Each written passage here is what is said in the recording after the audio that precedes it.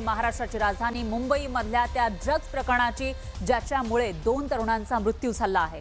तर तो drugs peddler कोण असा सवाल आता यामध्ये उपस्थित झाला आहे। नेस्को मधील म्युझिक कॉन्सर्टमध्ये ड्रग माफियांकडून 20 एक्सटीसी गोळ्यांचा वापर झाल्याची माहिती पोलीस दलातील सूत्रांनी दिलेली आहे। त्यातील प्रत्येकी 2 गोळ्या या जखमी तरुणी आणि 2 मृतांनी खाल्ल्या होत्या। इतर तरुणींनी किती गोळ्या खाल्ल्या याची माहिती घेण्याचा प्रयत्न केला जातोय असंही कळतंय। गोळी अर्धी करून दोघात एक ही सुद्धा खाल्ल्या गेल्या अशीही शक्यता वर्तवली जाते आणि यामुळे कॉन्सर्टमध्ये ड्रग्जचं सेवन करणाऱ्यांची संख्या जास्त असण्याची शक्यता आहे। आणि या विषयी अधिक माहितीसाठी आपले प्रतिनिधी संकेत वरख हे आपल्या सोबत जोडले गेले आहेत। संकेत, काय सांगाल या प्रकरणामध्ये? धक्कादायक अशी माहिती समोर येताना दिसतेय आणि या कॉन्सर्टमध्ये जेवढे तरुणी सहभागी झालेले होते त्यापैकी अनेक जणांनी ड्रग्ज घेतल्याचा संशय व्यक्त होतोय। आताची नवी माहिती काय आहे? अर्थात फराह, खरं तर 3 दिवसांपासून आपण हे कव्हरेज करतो आणि प्रत्येक समोर येणारी बातमी ही अर्थात धक्कादायक आहे। आता जी बातमी समोर आलेली आहे, ज्या गोळ्यांचा, ज्या येल्लो पिल्स बद्दल आपण 2 दिवस बोलत होतो, येल्लो गोळ्यांबद्दल, पिवळ्या रंगाच्या गोळ्यांबद्दल बोलत होतो, तर त्या कॉन्सर्ट परिसरामध्ये जवळपास 20 गोळ्यांचा वापर झाल्याची माहिती सध्या समोर आलेली आहे। आणि जे 3 खरं तर ते 3 तरुण ज्यांची खरं तर प्रकृती बिघडली होती त्यांनी प्रत्येकी 2 गोळ्या खाल्ल्या होत्या, पण इतर गोळ्या ज्या आहेत त्या नेमक्या कोणी खाल्ल्या आणि त्या किती तरुणींनी खाल्ल्या याचा आता पोलीस वाहतो तपास घेत आहे, माहिती घेण्याचा प्रयत्न करत आहे। आता हे जे ड्रग्ज असतं, ही जी गोळी असते ही अर्धी करून पण खाल्ली जाते असं म्हटलं जातं। त्याच्यामुळे जर अर्धी करून खाल्ली गेली असेल तर अर्थात जर 10 गोळ्या असतील तर 20 लोकांनी खाल्ल्या असा त्याचा अर्थ होतो। तर नेमकं आता यामुळे किती लोकांनी या गोळ्या खाल्ल्या आहेत, कोणी खाल्ल्या आहेत आणि एकूण ह्याची संख्या नेमकी लोकांची किती होती, तरुणांची किती होती, अर्थात संशय बळावलेला आहे। त्याच्यामुळे आता पोलीस अर्थात पुढे तपास करतील आणि मुळात हे MDMA हे एक सिंथेटिक पार्टी ड्रग असतं, त्याच्यामुळे याचा एका माणसावरती कोणताही अनेक निगेटिव्ह खरं परिणाम होऊ शकतात। खरंय, कारण लॅबमध्ये बनलेलं हे ड्रग असतं आणि त्याच्यामुळे निगेटिव्ह इफेक्ट याचे होत असतात। धन्यवाद संकेत, तुम्ही दिलेल्या या सविस्तर माहितीसाठी। या प्रकरणाचे अपडेट आपण तुमच्याकडून घेत राहूयात। तर या नेस्को कॉन्सर्ट प्रकरणामध्ये ड्रग सप्लायचं मोठं जाळं उघड होताना दिसतंय। या प्रकरणात 7वा आरोपी विनीत गेलरानी याला पोलिसांनी अटक केली आहे। त्यांना मोठ्या प्रमाणामध्ये अंमली पदार्थ पुरवठा केल्याचा संशय आहे। त्याच्या मोबाईलमधून अनेक लोकांना ड्रग सप्लाय केल्याचे चॅट समोर आले। विशेष म्हणजे स्नॅपचॅट सारख्या ॲपचा वापर या ठिकाणी झाल्याची माहिती वर्तवली जाते, दिली जाते आणि त्याचा तपास सुद्धा होणार असल्याची माहिती आहे। दरम्यान आयुष साहित्य आणि शुभ अग्रवाल हे 2 आरोपी अद्याप फरार आहेत। त्यांचे आणि विनीतचे आर्थिक व्यवहारही झाल्याचा संशय आहे आणि हे व्यवहार संशयाच्या भोवऱ्यात आहे।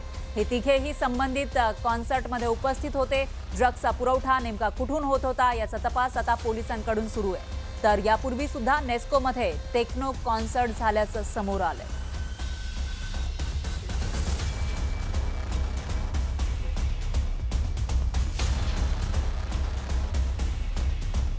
तर या नेस्को ड्रग्ज पार्टीचा स्नॅपचॅट कनेक्शन नेमकं काय आहे आपण समजून घेण्याचा प्रयत्न करूयात ग्राफिक्सच्या माध्यमातून। याच्यामध्ये मुख्य म्हणजे आरोपींकडून संपर्कासाठी स्नॅपचॅट या ॲपचा वापर करण्यात आला, कारण इथं जे काही आपण टाईप करतो, मेसेज पाठवतो ते लवकरच डिलीट होतात, त्याच्यामुळे पोलिसांना ते सापडणं कठीण असतं आणि तपास त्याच्यामुळे लवकरात लवकर होऊ शकत नाही, म्हणून क्रिमिनल्सकडून याचा वापर केला जातो। आरोपी विनीत गेलरानीनं ड्रग्ज पुरवलं होतं अशी माहिती समोर आली आहे। स्नॅपचॅट या ॲपचा वापर जे क्रिमिनल्स आहेत ते मोठ्या प्रमाणामध्ये करताना दिसून येतात। ज्या वेळेला एखादा क्राईम घडलेला असतो किंवा काही अवैध अशा गोष्टी घडलेल्या असतात त्यावेळेला स्नॅपचॅटमधून चॅटिंग केल्याचं समोर येतं। त्याच पद्धतीनं गेलरानी यानं ड्रग्ज पुरवलं होतं, स्नॅपचॅटचा वापर केला होता, ड्रग्ज पुरवण्यासाठी स्नॅपचॅटचा वापर केला होता आणि या स्नॅपचॅटवरून ड्रग्ज विषयी माहिती सुद्धा दिली होती अशी माहिती समोर येते। म्हणजे जे लोक या ॲपचा वापर करत असतील आणि त्या पार्टीला जात असतील त्यांना ही माहिती जाण्याची शक्यता आहे। दरम्यान कॉन्सर्टमधील अनेकांना ड्रग्ज पुरवलं अशी ही धक्कादायक माहिती समोर आली आहे आणि आरोपी विनीत गेलरानीची कॉन्सर्टला हजेरी होती, म्हणजे त्याने एकतर माहिती दिली स्नॅपचॅटवरून, त्याच्यानंतर ड्रग्ज पुरवलं आणि तो स्वतः सुद्धा त्या ठिकाणी गेला। म्हणजे तो स्वतः ड्रग्ज घेऊन गेला होता का दुसऱ्या कोणाकडून त्याने मागवलं होतं असाही सवाल या ठिकाणी उपस्थित होतोय। दरम्यान फरार आरोपींच्या संपर्कामध्ये हाच विनीत गिलराणी होता अशी ही माहिती समोर आलेली आहे. आता याच्यामध्ये पुढे नेमकं काय काय समोर येतं आणि हा जो विनीत गिलराणी आहे याच्याकडून काही ड्रग्सचं मोठं नेक्सस समोर येतं का याकडे आपलं लक्ष असेल. दरम्यान टेक्नो कॉन्सर्टमध्ये सुद्धा ड्रग्स पार्टी झाली होती. म्हणजे फक्त या कॉन्सर्टमध्ये नाही तर टेक्नो कॉन्सर्ट एक त्याच ठिकाणी काही दिवसांपूर्वी झालं होतं, त्याच्यामध्ये सुद्धा ड्रग्स पार्टी झाल्याचा संशय आहे. नेस्कोमध्ये यापूर्वी टेक्नो कॉन्सर्ट झालेलं होतं. हेच ते नेस्को ज्या ठिकाणी हे म्युझिक कॉन्सर्ट झालं जिथं ड्रग्सचा ओव्हरडोसमुळे एका तरुण आणि तरुणीचा मृत्यू झाला आहे. त्या ठिकाणी आरोपी प्रतीक पांडे, मयत श्रेया राव सुद्धा या ठिकाणी होते अशी माहिती समोर आली आहे. म्हणजे ज्या श्रेया रावचा या म्युझिक कॉन्सर्टमध्ये मृत्यू झाला आहे ती या आधीच्या टेक्नो कॉन्सर्टसाठी सुद्धा गेली होती आणि आरोपी जो आहे तो सुद्धा त्या कॉन्सर्टमध्ये होता. आणि या कॉन्सर्टमध्ये प्रतीक आणि श्रेयानं एक्सटेसी ड्रग म्हणजे जे MDMA आहे अतिशय घातक आणि सिंथेटिक ड्रग आहे ते घेतल्याचा संशय व्यक्त केला जातोय. ड्रग्स पेडलर विनीत, त्याचबरोबर आयुष, शुभमची सुद्धा त्या ठिकाणी हजेरी होती, ज्यांना आता पकडण्यात आलं आहे किंवा जे आरोपी आहेत पण फरार आहेत त्यांच्यापैकी अनेक जण या टेक्नो कॉन्सर्टमध्ये सुद्धा हजर होते आणि त्याच्यामुळे आता त्या कॉन्सर्टमध्ये सुद्धा ड्रग्सचा वापर झाला होता पण ते समोर आलं नाही. मात्र आत्ता ही जी दुसरी पार्टी झाली होती किंवा एक कॉन्सर्ट झालेलं होतं, रेव पार्टी हॅशटॅग असंही नाव देण्यात आलं होतं, त्या ठिकाणी एका तरुण आणि तरुणीचा मृत्यू झाल्यामुळे हे सगळं प्रकरण उघड झालंय. मात्र याच्या आधीच्या कॉन्सर्टमध्ये सुद्धा त्याचा वापर झाला होता का असा सवाल या ठिकाणी उपस्थित होतोय.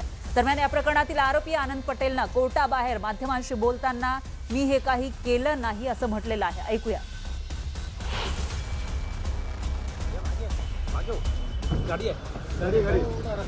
आपको कुछ कहना है? आपको कुछ कहना है? आपको कुछ कहना है? हाँ, ऑल फॉल क्या हुआ था पार्टी में? आपको आरोपी बनाया गया है? सॉरी सर, आपको कुछ कहना है?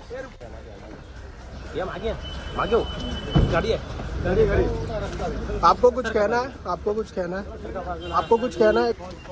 हाँ, ऑल फॉल क्या हुआ था पार्टी में? आपको आरोपी बनाया गया है? सॉरी सर, आपको कुछ कहना है? तर गोरेगावच्या त्या नेस्को म्युझिक कॉन्सर्टमधील ड्रग्स प्रकरणानं संपूर्ण राज्याला हादरवून सोडलेलं आहे. ड्रग्स ओव्हरडोसमुळे 2 जणांचा मृत्यू झाला आणि यानंतर या प्रकरणामध्ये रोज नवे धक्कादायक खुलासे होत आहेत. नेस्को कॉन्सर्टमध्ये नेमकं काय घडलं होतं, ड्रग्सचा पुरवठा कोण करत होतं आणि सुरक्षेची इतकी मोठी चूक कशी झाली या प्रश्नांची उत्तरं शोधण्यासाठी न्यूज 18 मराठीचे प्रतिनिधी संकेत बरक यांनी पार्टीमध्ये सहभागी झालेल्या व्यक्तींशी थेट संवाद साधला.